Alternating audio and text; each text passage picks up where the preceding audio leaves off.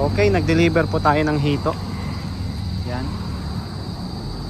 Dito po tayo sa Manalos Compound.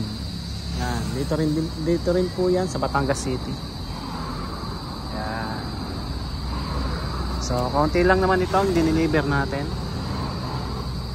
Yan, talagang maliliksi po yung ating mga hito fingerlings. At magagandang klase. Yan, malalaki po 'yan, oh. Yan.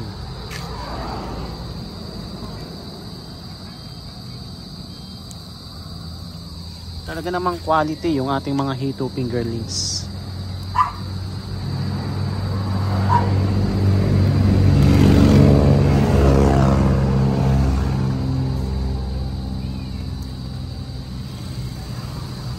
Okay, so dito po yan. Malapit sa Sea Oil, Batangas City, Manalos Compound. Okay, so hapon na, mga 5:30 na siguro ng hapon. Ay dyan, sa mga gustong mag-order po ng ating hito fingerlings, yan, may number po ako dyan, may contact number po ako dyan na naririyan po sa ating title po nitong ating video po na ito. Yan, lagi ko pong idinidikit dyan yung aking contact number na upang madali nyo po akong mahanap.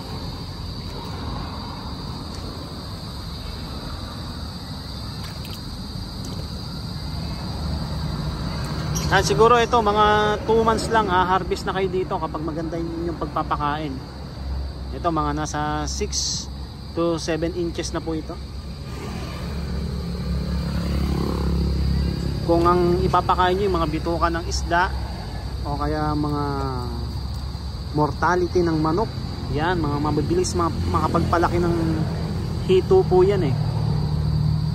Tapos kung maganda naman po yung pagpapakain nyo ng feeds, yan, kung sinusunod nyo po yung feeding guide, yan, mabilis din pong lalaki po ito. 2 months lang harvest na po kayo dito. Meron na po kayo ditong 4 pieces per kilo.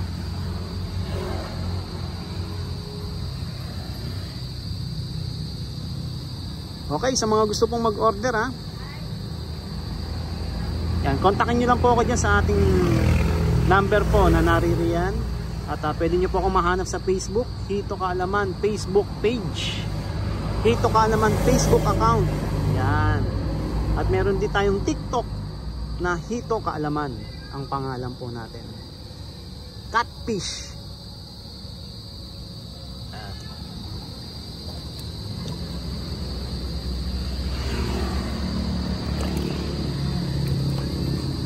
Talaga namang buhay na buhay yung ating mga hito fingerlings. Tsaka kung mapapansin nyo, nilalagyan ko siya ng goma dito sa gilid upang hindi po siya maipit. Kagaya po nito, nakababa dito sa lapag.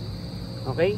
So kapag wala po kasing goma yan, po pwedeng sumiksik dun yung isda at pwede pong maipit po sa siya doon yung kanyang ulo. Yan, kagaya po nito. Yan, okay?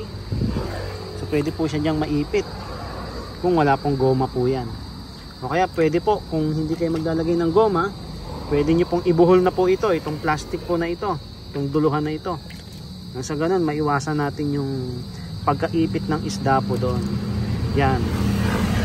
So kaya dahil may mga namamatay doon sa mga dinideliver minsan, yan, kasi naiipit sila dito. Okay?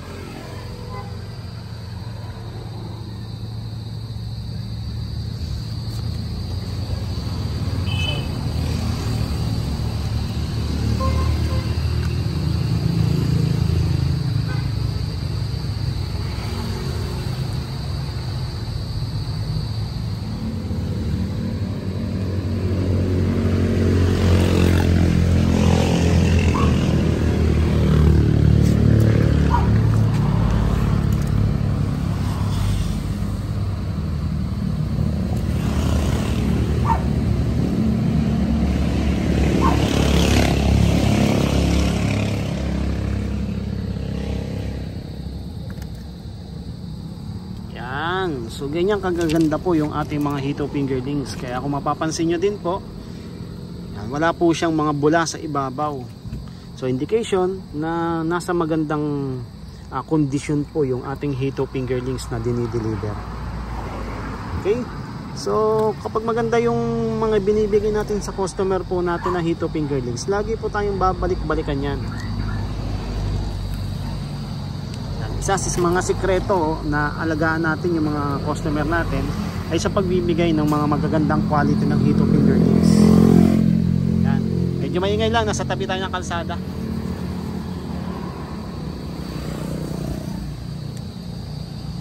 Okay, yan o.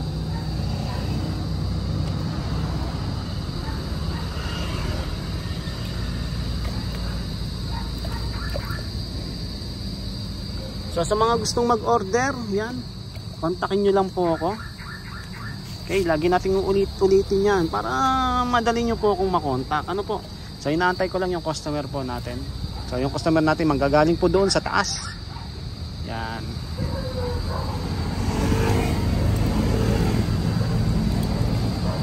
So ilang peraso lang ito, siguro aalagaan lang ito ni Sir doon sa kanyang maliit na lalagyan. Parang may nakita ako na example ng paglalagyan po niya nito, siguro sa drum lang daw po ang ilalagay niya po ito. So tatlo magkakahati sa tatlong drum din siguro ang paglalagyan niya nito.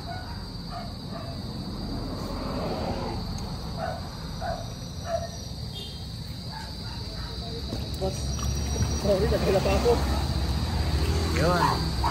So ito na si Sir, ating customer. Ito ba sir? 50. Yan, binablog ko to sir eh. Baka napapanood nyo yung aking video. Gano'n ka namin pinili mo, Mike? 100 lang din. So? Lalaki na. Sabi niyo, pero ito yung isipan sa kanya. Ay, magkalagay niya sir? 100 na, no? 50 pa lang po. Ay, 100. 100. Ito na pala sakto ito. Lalaki na mo ito. Batch ba yun ang akin? Oo sir. Mahinang lumaki yung akin. Ano kayong pakain doon? Nakabili ako kanina. Saan ka nakabili? Lazada. Yung tate. Ano naman? 1 to 50. 250. Okay. Customer po natin. Thank you po sir. Thank you po. Salamat pa. Ngayon tulungan mo ako. Tataas ko isa. Tate sir ang nabili yung feeds. Tate. Na grower. Okay. Thank you pa. Next time po ulit. Okay. Thank you po. Okay, mission complete. Nakapag-deliver tayo ng maayos sa ating customer at kita nyo naman yung saya ng ating customer doon sa ating Hito fingerlings. Ano po? So maraming salamat po muli. Maraming salamat at God bless po sa ating lahat.